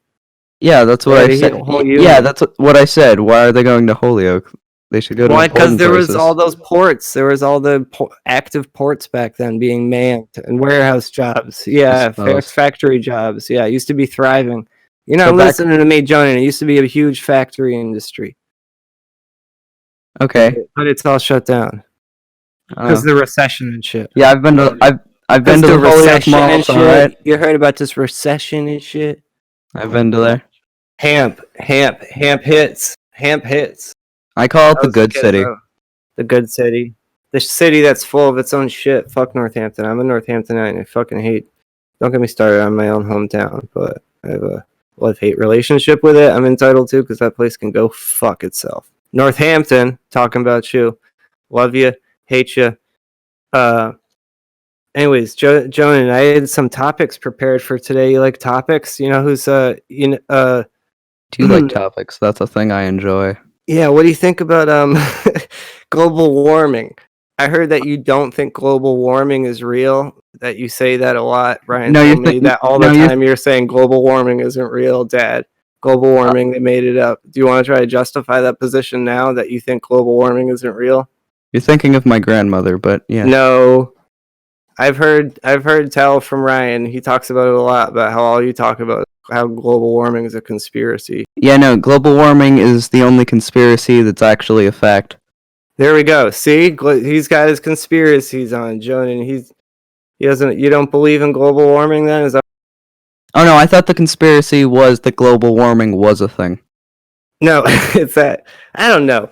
You don't think global warming is real, so you think it's a conspiracy. You think global warming is a conspiracy. They made it up. I just want to have a flat earth. Was it about global warming? Yeah, a global dream? Was it? I did have this dream one time where Michelle Obama set my shoes on fire. There we go. Dream analysis episode 2. Why do you think it meant that Michelle Obama tried to set your shoes on fire? I think it means that I have about 3 weeks to live. That's a weird dream, though. Michelle Obama almost lit your feet on fire. So if there's only like one person watching this podcast, do you think it's Obama? Probably. He wants to know what his wife was doing with your feet. Michelle. He's like, Michelle, why were you chasing Jonen around trying to touch his feet? You can't be out there trying to... You made it weird. Because that's the kind of nightmares I would have. She'd be just trying to light my whole feet on fire with the shoes still on them. Michelle, still don't know what the fuck that dream means. Michelle, there's this 13-year-old boy doing an impression of me, Michelle. It sounds just like me, Michelle. You gotta stop running around lighting people's shoes on fire, Michelle. It's ridiculous behavior, unbecoming of a first lady. Bad job, Brian. Right, my dad's making me leave now, so thanks for coming on. My cameo is over. Goodbye. You're welcome. You're awesome, Jonen. Thank you. Jonen. Best guest of all time compared to Steve Yarbrough. They're just about even now in terms of value. Well, Steve's a member / guest of our show. He's a member guest. Yeah, I can't wait to be fully inducted someday. For now, you're a surprise guest too. I have such good handwriting that I'm not even insecure about it. So just so you know. Hey Jason, what corporation did I just say? Neat. I've been backtracking in my mind for 5 minutes, being like, "What corporation did I say something bad about?" Do you remember? Let's retrace that. The Okta Corporation, right? The Okta? What's that? From the movie. Oh, yeah. Okay, we could just talk about that. End it there, but you guys probably want to talk about the movie. Oh, it's 11. And I watched both of these movies. I do too. I did too. I'm just disappointed with myself because I couldn't. I literally sometimes I know I have something to say, but this part's hard for me actually because I'm like I don't know actually what I want to say about it though. I try to think of it as a bunch of different opportunities to be more articulate because I have that same problem. Then I listen back to it and I think wow, I didn't really express myself how I would have liked to constantly. But I think the only way around that is to realize what your triggers are and be I maybe overuse the word or I stammer sometimes when I'm trying to think of what I want to say or whatever your personal deal is. I'm using mine as an example, and then just try to do better, and then over a really long time you start with stand-up. Absolutely. Practice makes perfect. That's what I hope. Anyway, I hope and pray that we can become better versions of ourselves that don't say or stammer as often. And that's why we play Puff Puff Pass. That's why we play. That's exactly why we play games like Puff Puff Pass, to get our brains straight, Yeah. Yeah. For real though, I know that's what I was gonna say before. That this actually does help me continue knowing how to communicate with people too, because I really don't talk to people much, and most people don't because we don't go anywhere. So But today we chose to talk about on episode 27. Now You See Me Too. It's a 2016 American heist thriller film directed by John M. Chu from a screenplay by Ed Solomon and story by Solomon and Peter Chiarelli. The plot has the four horsemen, these sneaky guys who are really good at magic and all taking down world corporate powers. And their leader, Dylan Rhodes, are recruited by Walter Marbury, a criminal mastermind, to steal a data chip. And this movie has an excellent cast. It's got Jesse Eisenberg, Mark Ruffalo, Woody Harrelson, and Dave Franco are the four horsemen. Badass quadruplet of actors, if you ask me. I thought that's a great pairing. Oh, that's right. Okay. That was my favorite pairing. Is actually, I don't know if we'll talk about it, but the comedic pairing between Jesse Eisenberg and Woody Harrelson was actually I did watch both of them, and I love the dynamic between Woody Harrelson and Jesse Eisenberg. I don't know if you guys noticed that, but they had this really cool, sarcastic, biting, loved each other, giving you shit all the time dynamic that works really well. Oh, I have so much to say about that, but just as a blanket statement about the cast of this movie, it's amazing. And it's like a lot of people that I like a lot, but the one drawback of it is that I could not remember any of the characters' names because right from the beginning I was like, oh, I'm just going to be like, there's Woody Harrelson, there's Michael Caine. You know, like when you're so familiar with the actors, it becomes hard to be like, what is he, Duncan Trussell? Or like I know Arthur Bob Switch or whatever. It's like I'm not going to remember your. It's just it's a huge cast of characters. You almost want to believe that somebody did it wantonly to fuck the movie over because that would be sort of funny because you'd be like, hey, I got these two movies. One's a sequel to the other. They're called Now You See Me and Now You See Me Too, right? That's the only way I can make sense of it. Sounds like a children's book too, like about teaching kids how to see things. Like, now you see me, now you don't. And that's kind of what the movie is like because it relies so much on like up its own ass, like describing how these gags were pulled off, but like the elaborate setup of them kind of like lost its track because I couldn't keep track of all the shit they were saying when they were like. Had you guys all seen? It went down there like. The casino floor was rigged with bells that vibrated beneath the ground that sent it up to. I'm like, what the fuck? Sure, you're really smart. You figured out this whole elaborate plan, but I can't fucking keep up with it. So go fuck yourself. Like it was so. It's in there for the magic nerds, though, right? Did we all both watch both of these movies? Can we talk about them as like one? Yeah. One giant movie. But sure. Let me just say that like none of the magic was real magic. It's all like CG and shit. Like the explanations were bullshit. I won't go into it much further because I know Ryan was on a point, but like they seem like they get worse and worse. Actually, the explanations, like from one end of the movie to the other. By the end, it seems like it's thrown together in such a haphazard.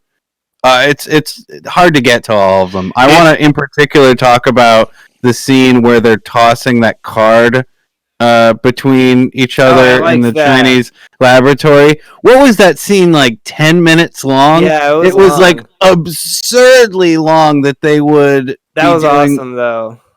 Yeah, let me describe the scene. Let me describe the scene to the watchers because the scene was cool. It was so dumb and way too long, but it was cool. Can I tell the watchers what it was about? If we talk about it, what he's talking about was my favorite scenes. It was 10 minutes long. They have this chip that they have to get out of the security area, and it takes for them to get like 20 feet, like 10 minutes of them like flying the card around behind their back, and the other one like grabbing it really quickly. And all four of the horsemen being real quick with that card. It was pretty dope. I like that it took 10 minutes because it was. And then they just lost it.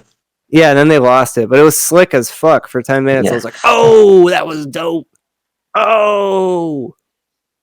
So, and they show them, and there's scenes where the guy is like, you're gonna have to get sharp with these cards now in one of the movies.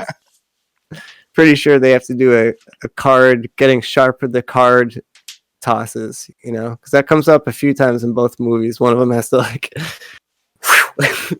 flick off a card exactly the right way. So Go ahead. I was gonna say, if anything, this movie made me really, really think what Penn and Teller would be like in hand-to-hand combat. Well, Penn Jillette lost a bunch of weight, so he's probably. He might be more spry. Throwing knives, right? Mm. It's speed versus weight in that fight. Speed versus weight. We'll see which one will win. It's got to be a tough one. It's going to be grisly. There's going to be elbows thrown. Shit's going to pop off between Penn and Teller. So you better tell her. Oh my god! I like that he waited until he was really old to lose all that weight, and so now but it was too late. You could just see just like years of expansiveness like contracting over his neck area. Oh, man. Dude, I saw this dad of this girl I went to high school with. Like, it was at a backyard barbecue party, and word had gone around that he got like liposuction. And I went there. I was like, I didn't really like the guy to begin with, but he had lost all the weight, but his skin was like an empty bag. Yeah, it like looked awful. There's like a whole show on TLC that's totally just about drained. that. I forget what it's called. Like some play on the word skin. Evaporate your body skin for deep weight loss. something Yeah. like that. But Just yeah, you got eats away muscle tissue or something. you got to do that Fuck shit it up. slow. Is the Or not do it at all, or not just not do it. well, like not lose any weight if you're really Never mind, fat. I don't know what I'm talking about. No, that's not what I meant. You should, if you're really fat, you should still try to lose some of that weight. Absolutely. If possible. Oh yeah, no, I'm like I talking lost shit, track of but where it's great that he lost all that weight. Yes. It's not about like fucking I'm aesthetics. saying the and shit, liposuction What do where you- look yeah. was weird though. The bag look of that guy was not a. It was like looking at a half full bag of trash bag full of barbecue ribs or something. Yeah, there was like a certain point not that long ago where John Goodman kind of looked like that, where he lost like a bunch of weight really quickly or had a stroke or something, and he just looked like some like evil nymph had like taken a magic straw and stuck it in the side of regular John Goodman and like Exactly. you know? That happens, dude. That happens. You know, that's when you know the person sold their soul to the devil, and it's too late, and you can never get them back. But you love them the way they are. The devil will take your fat, but he won't take your skin. No, he doesn't know what shit to do with you. Your skin's the devil's worthless. fucking trick. Yeah. He leaves the skin. That's so creepy. I was about to say he leaves the skin behind. That's the best part. Yeah, it's the juiciest. It's where the real nutrients are too. If you want to nutrify your life, you go for that element. Yeah, and extra butter on the. Anyways, you guys want to talk about this movie? I love anything with Woody Harrelson in it. So I loved that there were the two movie- Woody Harrelsons. That was fucking That is cool. awesome. That was so and cool. this second Woody Harrelson is such an asshole, Yeah. and it is just a pleasure. He's got like big stupid fake teeth. He's got big. He's like got a tan. It's like He's the such a most douche. ridiculous. Like you can definitely hear in the back of your head some director brother. being like, "Let Woody Harrelson just do whatever he wants." He's got like a wig trunk or something and fake teeth, and he's just like, "What do you think of these?" And like whoever the director and producer was, just too afraid of the star power to, because the guy that directed this doesn't have any other huge movies under his belt. Did he that make I the knew. first one? I think it was a different guy. Well, I don't have it in front of me right now, so. That's funny. I have no idea. They just popped him up on camera and said, "Dance. We're trying to make him say something about magic. A magic trick. Yeah, too much magic." Oh, it's I the guy who almost had a did seizure. Crazy Rich Asians. Oh, that's. Crazy- I guess Crazy I Rich missed that. Asians. I was just skimming the Wikipedia, but Step Up 2, Step Up 3D. what that's are you the shit that I talking- saw. Yeah, Step Up 2. G.I. Woody Joe Harrelson Retaliation. has one of my favorite lines in this is when they first come into the portal to China, and the girl says, "At least we're surrounded by Chinese food." And Woody Harrelson takes this big dramatic pause, and he says, "I think where we are, they just call it food." Yeah, and like they made so much space for that line that like they That line's clearly been like done. They act like they came up with that Yeah, line. like They it's act so like brilliant. it's the first line that's been done. That's The first dramatic line that's been pause done. and like the pan Yeah. in. I like his evil brother character where he just wears the dumb wig. oh Yeah. shit. It was Yeah. written by the guy who did Bill and Ted's Excellent Adventure. Oh, that makes sense with the hyper dramatic exaggeration of everything. Yeah. This movie is very exaggeratory. If you get annoyed by highfalutin, not taking any corners, just being as, it's Oh my purposefully god, this guy dramatic. wrote Super Mario Brothers, the 93 film. We should watch that. That should be. I love that live movie stream, so dude? hard. Let's live stream Super Mario Brothers because I was trying to think of what to live stream. That'd That be a shit's dope for one to sure live on stream. YouTube. We could Let's live stream that. we could Live we- stream. like Not I could now, find but- it or rent it or whatever, and then we could like all get together on Discord and have a watch party. You know, Watch party. Yeah, that's what I'm saying. Let's do that with Super Mario then. cool. You got fuck yeah, because I was on my task list actually. Actually, Ask Well, let's make an event and set a date and stuff. But yeah. anyhow, he also wrote Men in Black. The movie or the song? The movie. Oh, cool. All of his movies are like loosely plausible. Just real you think loosely. this movie's plausible? Well, like really, like there's like cursory explanations for stuff that doesn't really check out if you think about it deeply. But it's just sort of like everything that's like passingly. It gives you enough to suspend your disbelief. Because it's really enjoyable. I think that's why you suspend your disbelief, because in both movies there were a couple times where I wanted to be like, that's ridiculous. But I like one thing that you learn in the Now You See Me verse is that you're just going to be a grumpy old, like stick in the mud if you continue being like, that doesn't make any sense. Yeah. Like, this movie needs you to take a leap of faith because it was written on a bunch of cocaine. It's magic realism. It's magic realism.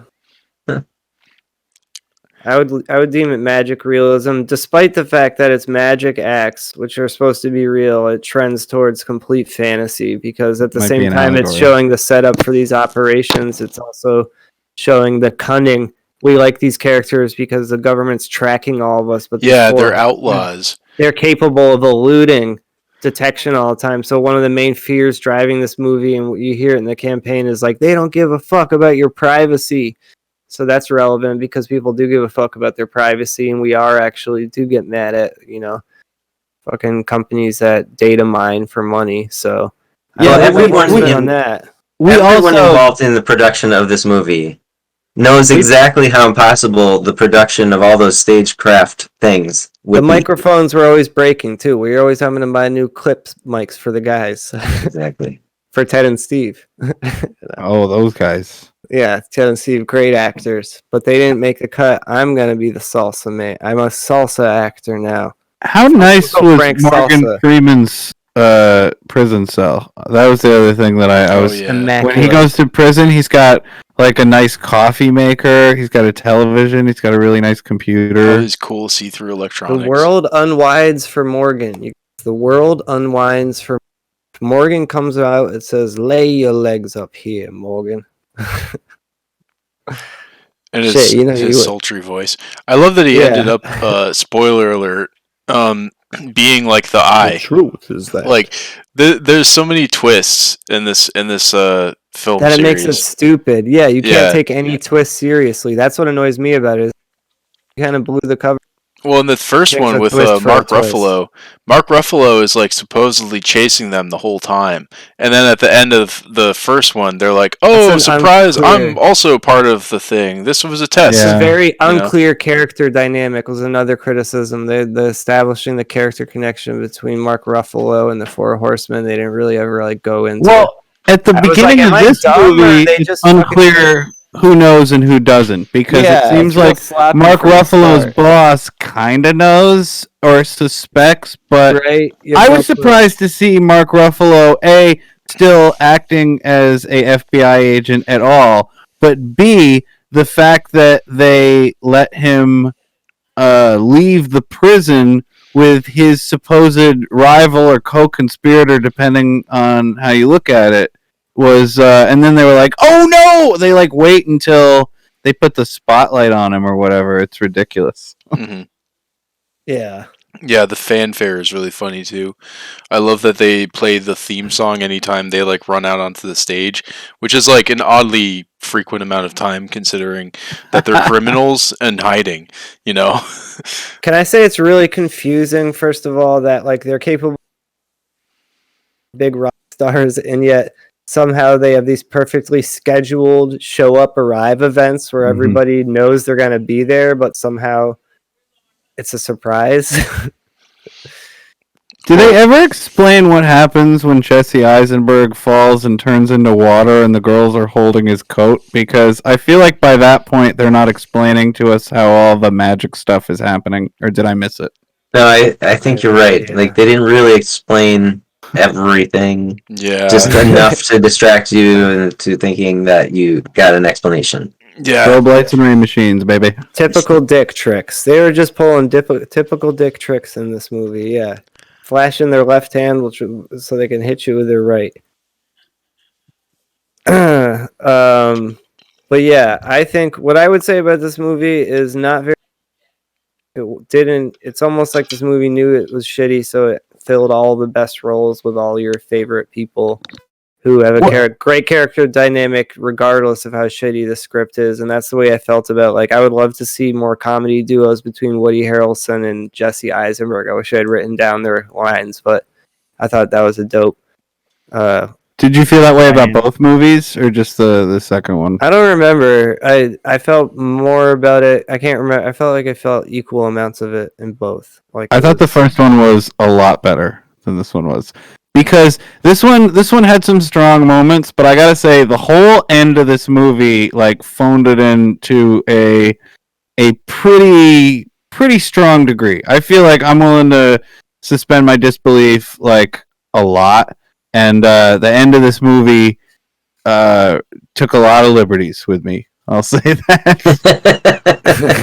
It asked for no invitations. It just came right to you and didn't care. Yeah. No, these movies are dumb, but they weren't trying to be serious. So you can't really. It almost has that self-protective shield where if you insult it, you're just kind of being a dick because you're being too picky and not having fun. So if you have the expectation of the movie being a magic trick that has no real actual explanation, then you'll like this movie. But expecting an actual explanation, this movie will just piss you off. This is, if somebody told me they didn't enjoy watching this movie or they didn't like, I'd be like, oh, you must be totally dead inside. Yeah, it's a popcorn. I am, because I almost had to. I totally am, because I did have to stop it because it was overwhelming. Was the thing though, like just visually, I was tired. I was like, you know what I mean? Like at that time, I was like, oh my fucking god, are you for real? I had probably just gotten high and turned it on at like 1:30 in the morning or something. I want to read you my one other favorite line, and this is Michael Caine's character at the end of the movie, by the point that everything has just turned to mush. Where he thinks he's just killed Mark Ruffalo, and he says, "I wish I could dredge from the muck of my soul 1 ounce of remorse, but I can't." Ouch! Wow, that hurts. That hurts. Very sad. That hits hard. And then at that point, they also want us to believe that maybe Mark Ruffalo is dead. And the last thing that I wrote down is, call me cynical, but I'm not buying any more off-camera deaths from this movie. Yeah. Yeah, it's always a ruse. It's always a setup for another ruse, too. Yeah, oh, this no, movie the is ruse so got full ruse. of bullshit. Yeah, it just goes full circle back in on itself until you don't know what's the trick and what's the magic, so it gets away with that. Yep. Son of a bitch. And, Clever little it does writing it scheme it's got going. With charm. Was there a magic consultant for this film? Oh, that's a good question. I bet we could I probably... doubt it.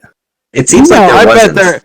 I bet there was, because this movie seems like somebody had like a so-so idea, and then they commissioned a so-so script, and then somebody got like a production deal that included like a ton of money, especially for CGI effects and casting.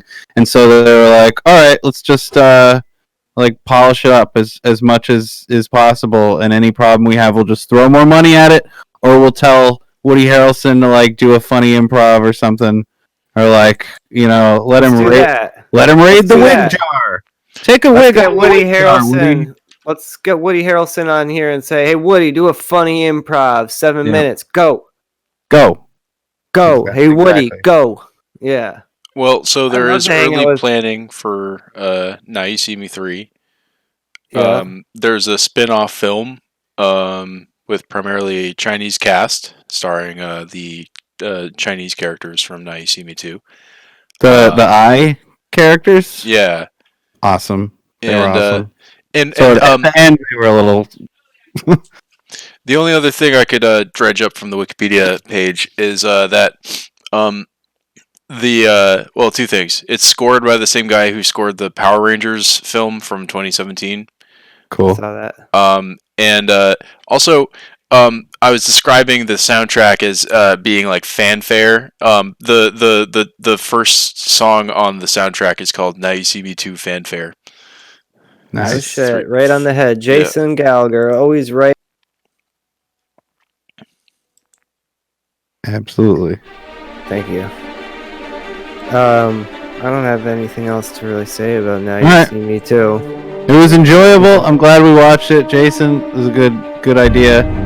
And, nothing really deep or significant, but it was a fun movie, and it's fun to rip on. I mean, not every movie has to be good just for us to enjoy it. Like we're gonna watch, we're gonna have a Super Mario watch party apparently.